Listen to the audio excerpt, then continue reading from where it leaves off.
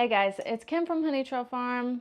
If you didn't know, now you do. I'm coming to you live, not really, I'm going to edit all this, from my office. And what I mean by office is this is my everything room. I've got crafts in angles of the camera that you can't see, and I'm not going to show you. But I came in here hopefully for peace and quiet. It is like sleeting outside, not good video making weather. But what I'm going to show you in this video is actually going to live inside my home anyway, so might as well make it inside of my home. If any of you out there are gardeners, I'm sure you've heard of how great worm castings, which is just a really nice way of saying worm poop, is good for your garden. Year 2025 for me is going to be a year of health for not only myself, but for the farm, for my soil, for my animals. I'm going to slow down, if you can imagine, because ever since we bought the farm in 2021, I've just been going. Like, wheels are on. I've got blinders on. I'm just driving forward as fast as I possibly can. And that's great when you want to start something. But now that I'm beyond the stage of just starting, I just need to get everything good and right in the way I want it, you know? I have been wanting to start a worm farm for a long time. And I just kept putting it off, but today is the day, you guys. I'm going to make a super simple worm farm because sometimes people make it super complicated, and it really does not need to be complicated. This is something that we can do over the winter if you're in a place like I am with sad, dreary winters. I can use my winter time that I hate to produce something lovely. Not in traditional ways of being lovely, but definitely in a gardener's way of being lovely. I've gone down the rabbit hole on so many different worm farms and so many different possibilities and all of these different setups. And you know what? I get overwhelmed. So I'm just going to make it super simple. Anyone can do this no matter where you are, even if you're in an apartment with absolutely no land and all you have are some potted plants on your patio or a small garden or house plants even. This is for you. Anything that's alive that has roots is going to benefit from this soil. All that you need for this project is 3 buckets if you want to make one worm farm. But you know, I don't do anything small, so I'm gonna make 2 worm farms so that I can get that much worm poop that much faster, you know? So I went to my local Rural King yesterday and I purchased these buckets. 1 bucket set aside, you are not going to do anything with it. Leave it stock. The next 2 buckets you are going to drill holes in. So for this project, you just need a decent sized drill bit on your drill. Now, all you have to do is flip the bucket over, and we're just going to make a bunch of holes in the bottom. And if you leave them both together, you could do 2 at the same time.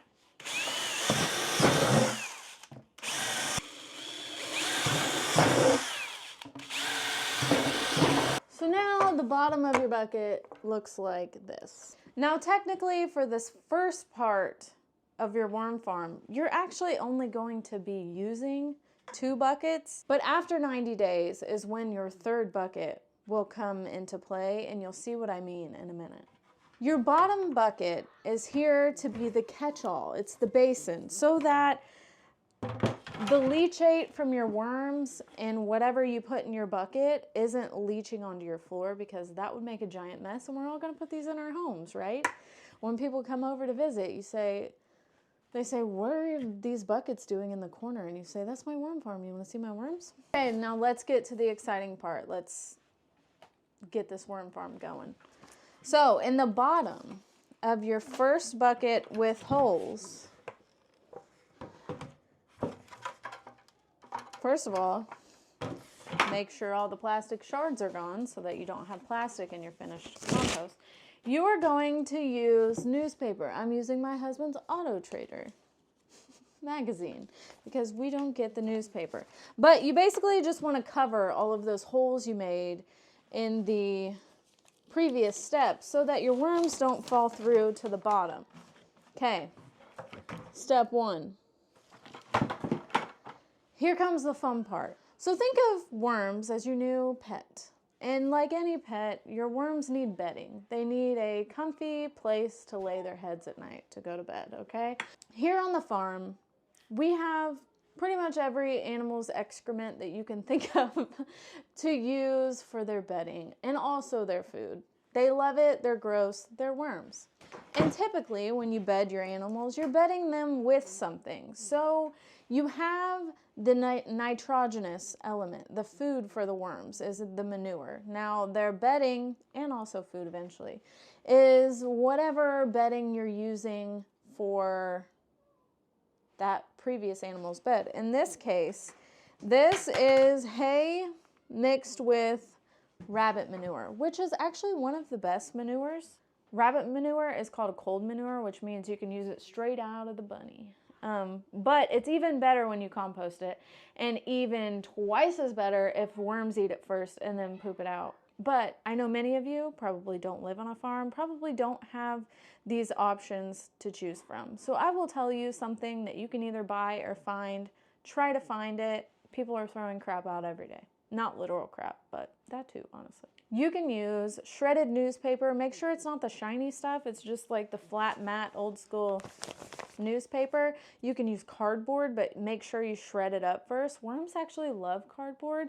Kind of one of the reasons why no dig works so well when you use cardboard on the bottom, because it smothers everything, but then the worms come up and eat it. If you've ever peeled up a newspaper or a cardboard off the soil that you've left there for too long, you see all these little worm trails. They love it. They will eat it. That is fine.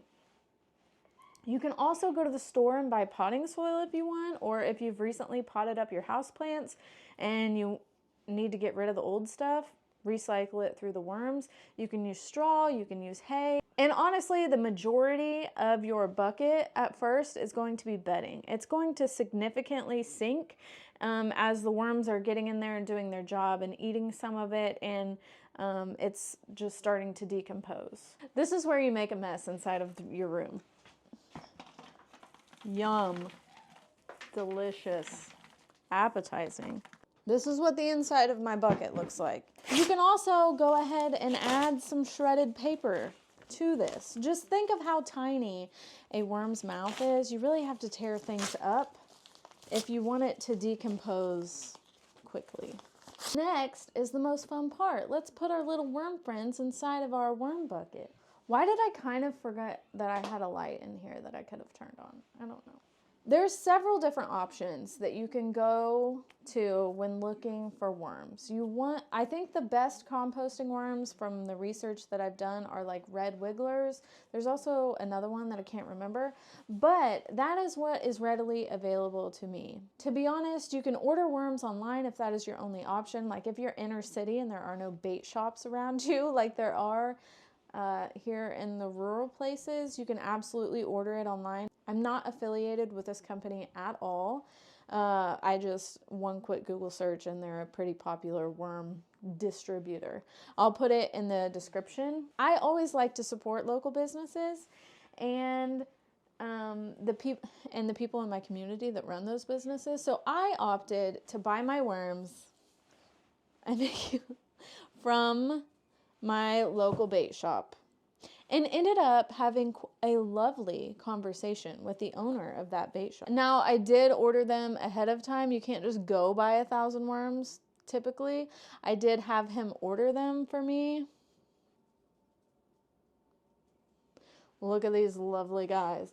Okay, so from my research, you can add up to 1,000 worms per bucket. So if I truly wanted to, I could put this whole bag of worms inside of this bucket.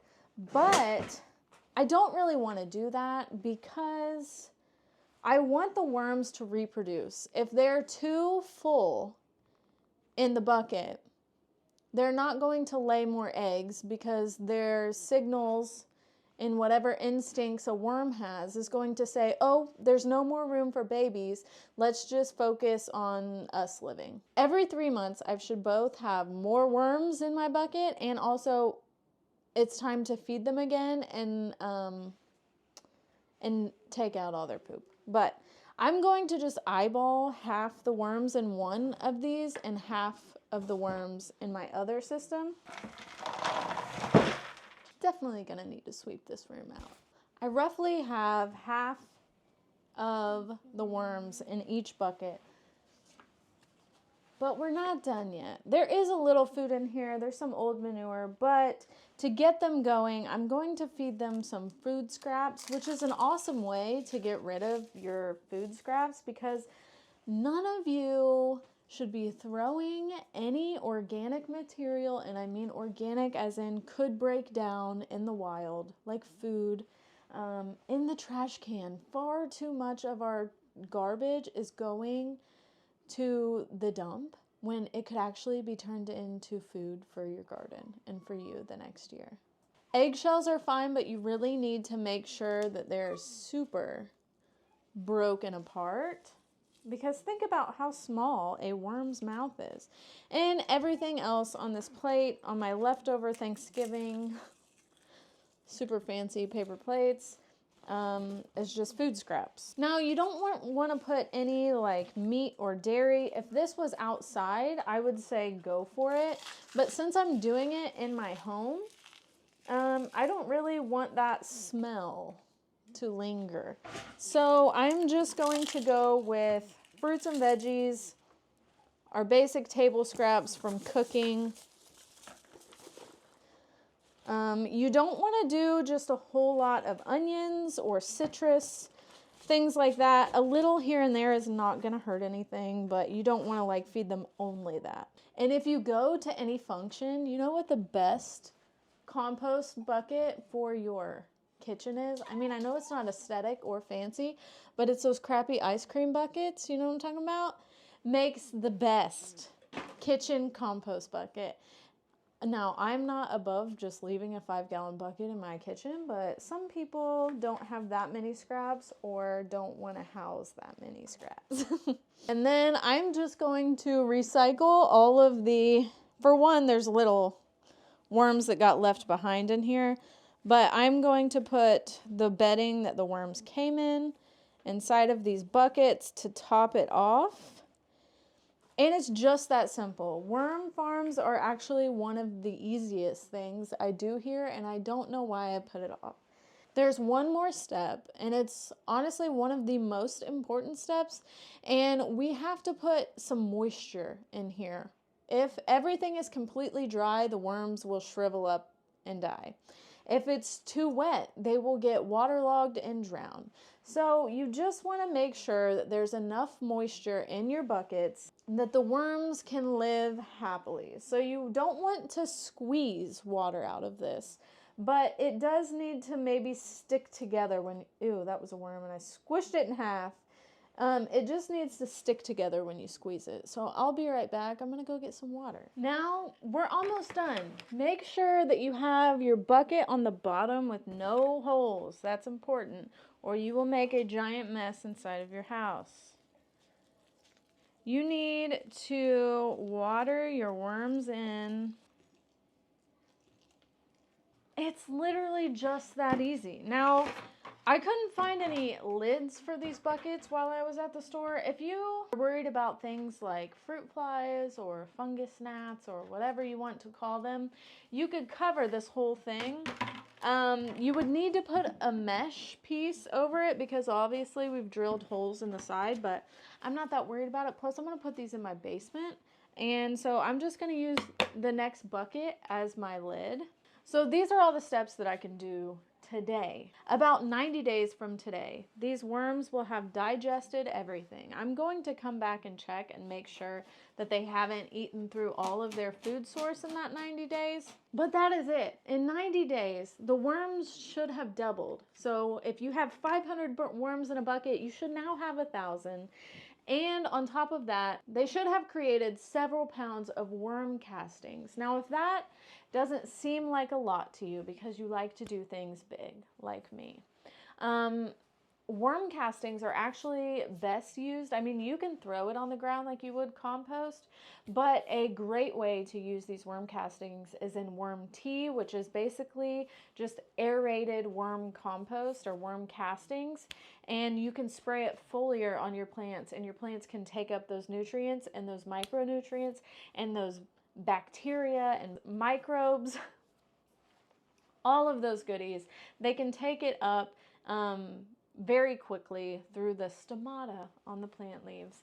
So that's what I'm going to be doing with this. It's going to be part of my fertilizer program for my food forest that I'm going to be building this spring.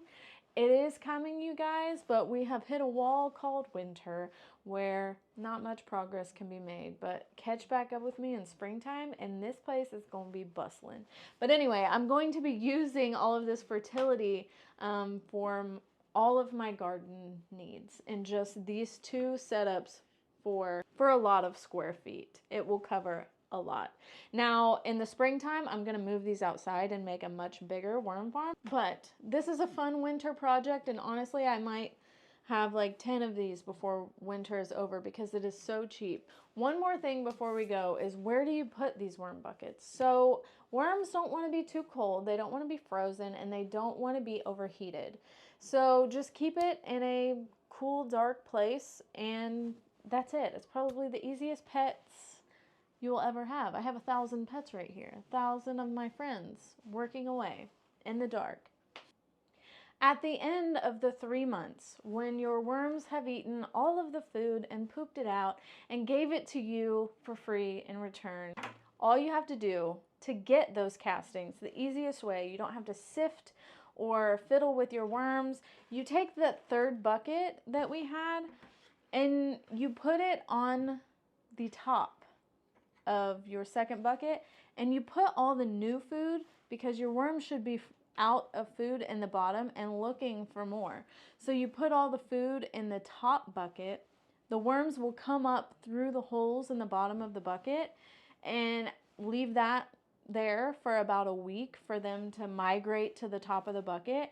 And then all you have to do is take the top bucket off. Your second bucket is full of your new worm castings, and now your third bucket becomes your second bucket, your second bucket becomes your third bucket, and you start the process all over again. But thank you guys for watching. I hope you make your own worm farm because this is so much fun. Support your local business and buy from your local bait shop, but if not, I will once again link it in the description. Anyway, thank you guys for watching. Until next time.